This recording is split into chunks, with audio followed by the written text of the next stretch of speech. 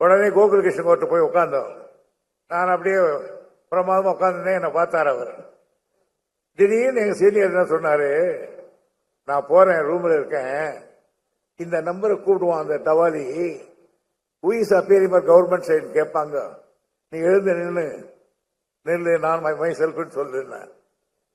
அடுத்து ஒரு கேள்வி கேட்பாங்க, you are appearing government side, S,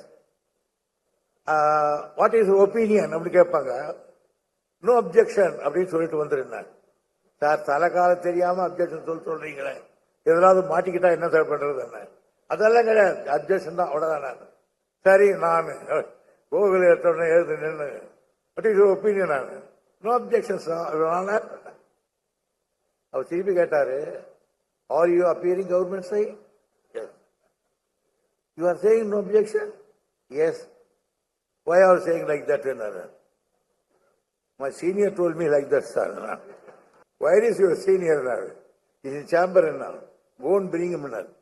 அங்க போன என்ன சொல்லிட்டே ஒதுக்கலாம், வாங்க சாருங்க. அரை மணி நேரம் பேசி வாங்கன்னு வாங்கிட்டா கோகுல்.